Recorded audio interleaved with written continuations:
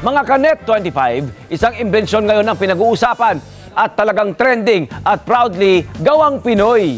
Ito po ang pili sealant. Hindi yung alam nyo mga chemical sealant ha. Ito po yung natural mula sa pili nut. Pili sealant na kinilala na po sa ibang bansa at ito'y ginawaran na ng James Dyson Award. At kamakailan lamang ay pinagkalooban din ng Circle of Excellence Award dito po sa Asia. Kaya naman, kilalanin natin ang kahangahangang inventor ng pili sealant, si Engineer Mark Kennedy Bantugon. Palapakan natin. Hello, Kennedy. Mark. Good morning po, sir. And also po sa ating pong mga kababayang Pilipino nanonood po ngayon, isang mapagpalang umaga po sa ating lahat. Salamat naman. Likewise, bro. Likewise. Mark, ano ba itong pili sealant na invention mo na award-winning na kailangan talagang magamit na rito, ha? O yan. So yung pili seal po is isa po siyang new product invention po ng sustainable sealing material po, especially po sa sustainable aviation sealant po na gawa po sa waste material, particularly po sa waste po ng dagta po ng pili tree resin na tinatawag po na spent resin po. So yung pong invention po na ito is kauna-unahan pong pag-aaral po sa global aviation sector and also po sa field po ng adhesive and sealant industry po na gumamit po ng waste material bilang base ingredient po ng isang sealant formulation po. Wow! At paano mo ito na-discover? Yun ang tanong ko. Kasi ngayon, ang pinaliwanag mo ng mabilisan, in a capsule, kasi na ito ay mula sa dagta. Di ba? Yung byproduct, di ba? Yes, yung waste product ng pili, di ba? Matapos mo kainin, matapos mo pitasin at i-harvest at i-culture, di ba? Mayroon dagta nga naman. At alam naman natin, di ba, yung mga dagta ng salangka, di ba, yung nakikita natin, dagta ng mula sa mga puno, o ito nga, particular na nga itong pili, may kalagkitan, malagkit, to start with. Paano mo na-discover maaari itong pandikit? Actually po, yung isa po sa, kung paano ko po siya na-discover is because po yung trabaho po ng papa ko po ay isa pong magsasaka po dito sa Batangas po. So, dahil po sa trabaho niya po, nagkaroon po ako ng great exposure po sa farm, especially po sa iba't ibang halaman, hayop, and also po sa waste material. So, din ko po na-discover yung pili tree po. Pero before ko po magawa yung pili sealant po, yung first invention ko po is sealant din po, nagawa po sa ibang puno na ang application naman po is sa bubong. So, nilevel up ko lang po from roof application to aviation sector application naman po. Dahil nga ito nga, mula sa simpleng pag-seal ng mga butas sa bubong. Ngayon, ikaw ay nire-recognize ng aviation industry at na talaga namang effective itong iyong pili sealant, ginagamit nila, hindi ba? Yes. Okay, so wait lang. Ang dami natin gusto itanong sa iyo, pero umpisa natin sa iyong pinagmulan. Ikaw ay nanggaling sa Batangas? Yes po. Ikaw ay ilang taon nang madiscover mo ang power nitong sealant na ito? Na-discover ko po sa nung 20 years old po ako. 20 years old ka lamang.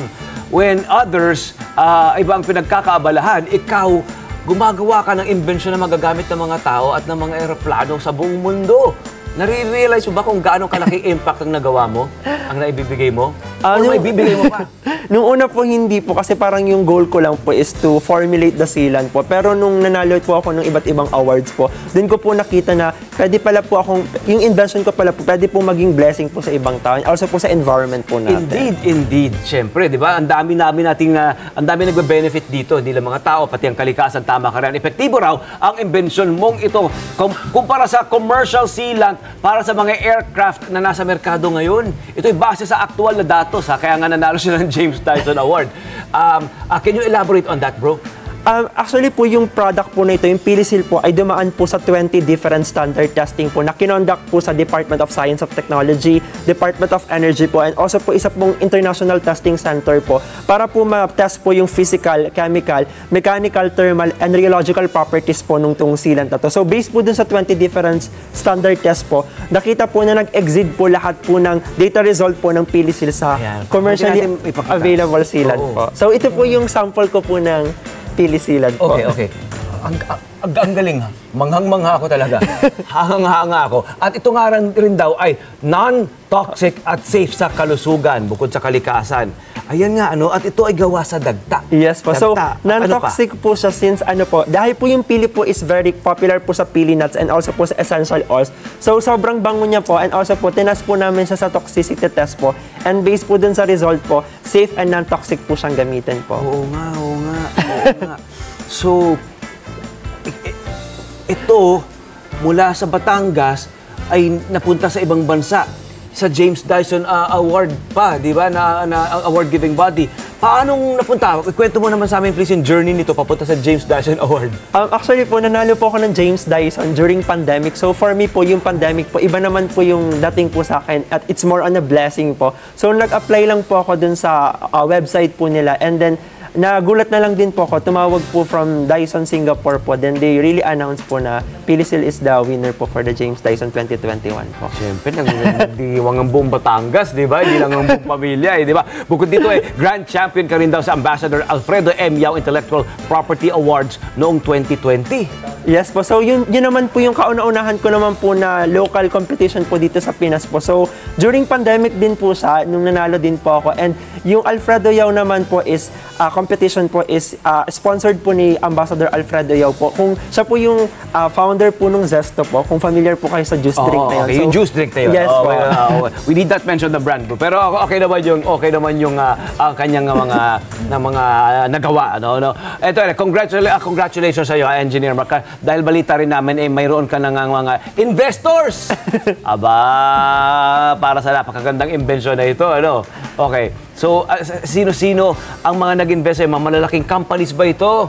Yung investor ko po is from United States of America po. So, yung product po is dadalhin po namin sa US po para itas po sa Boeing po. Yung Boeing po is the popular aircraft manufacturing company po. Boeing. So, itatas po yung product and after po nun, we will start the commercialization process na. Boeing, B-O-E-I-N-G. Nakikita natin, Boeing 747, 737, yung mga aeroplano.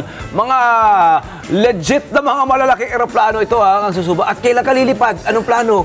Possibly po, bago po matapos yung 2023 po or the first quarter po ng 2024 po. Kasi pumunta na rin po yung investor po dito sa Pinas po, from America po. Actually, ang gusto kong masubukan ito, sabab natin pwedeng idikit ito eh. Actually, kapag dinikit natin, halimbawa, ito ay maaari natin, of course, sa metal, sa mga high-grade na mga metal or aluminum, mga alloy, maaari din natin gamitin ito. Hindi lamang sa bubong. Yes po. Aba. Actually po, ito pong formulation ko po ngayon is hindi po siya fresh. So, baka po may possibility po na in terms of the properties po, medyo may degradation po. So, yun po. Pero pwede po siyang magamit, hindi lang po sa metal po, but also sa woods po, sa bricks, ceramics po, and also po sa mga glass po. Sa glass? So, marami po siyang function din po, hindi lang po sa isa. Kasi, yung una ko po, yung first intention ko po is sa tangke po ng aeroplano to avoid the fuel leakages po. Pero nakita po namin na pwede pala po siyang magamit sa iba't iba pong sa mga materials din po. And when you say non-toxic, pwede natin mahawakan ito? Yes po. Pwedeng, oo nga. Pwede din pong maamoy po. So yun po, Kasi wala siyang amoy, wala siyang yung harsh na, yung chemical na amoy. Yes po, yun din po yung difference niya po sa mga commercially available aviation sealant po. Fragrant. Na very toxic po and unpleasant po yung amoy. Compare po dyan na, dahil nga po ang pili is very popular po sa essential oils po. So kaya po mabango po yung sealant din po. Galing! Ang galing, ang husay. Okay, Mark, kailangan mag-promise ka sa amin ha. Kailangan kapag nakapunta ka na roon sa Amerika, padala mo kami ng video or photo update mo. Mag-update ka naman pa. Kasi balita pa rin yun eh. Malaking balita. Tuloy-tuloy po ang pag-create ng magandang balita nitong si Ginoong Mark para sa ating bansa, para sa ating mga kababayan. Kaya kailangan malaman natin ang update mo. Yes, po. Alright, good job, bro. Good job. Ano pa plano mo? May mga invention ka pa bang ginagawa pa o mga tinatry pang madiscover at para mag-benefit naman ng ating mga kababayan? Currently po yung plan ko po is ngayon po nagma-masters po ako, tinatapos ko po yung masters and mag-i-introduce po ako ng bagong invention po na tinawag ko po na Pili Grease. So, yun naman po is an aviation grease lubrication na gawa naman po sa waste oil naman po ng Pili po ulit. So, nagpo-focus po ako sa Pili po talaga kasi gusto ko pong mag-introduce na ang Pili po ay hindi lang po sa nuts and also sa essential oils, but pwede din po sa mga industrial products like sealants po and also grease po. So kasi yung natural oil nito magagamit mo rin, byproduct niya, hindi ba? Ang magandang balita ay makakatulong kapag makapaglikha ng trabaho para sa maraming mga pili growers, di ba, and farmers, hindi ba? Good job, good job. Balitaan mo kami, bro, ha? Kapag meron ka ng yung update mo, kapag naroon ka na, ha? And ang nakakatuwa rito, maaari siyang maging industriya. Di ba? Yung talaga isang malaking industriya. At salamat sa'yo, ikaw nag-umpisa nito. Thank you so po. Proud, so proud. Proudly Pinoy, Ginoong Mark Kennedy. Hello po mga Kanet 25! Si Kuya Tony Pet po ito mula sa Love, Tony Pet and Everything. For more Love, Tony Pet and Everything updates, just click on our subscribe button and follow us on our Net25 social media pages at Net25 TV and at Net25 Entertainment Facebook. Magkita-kita po tayo!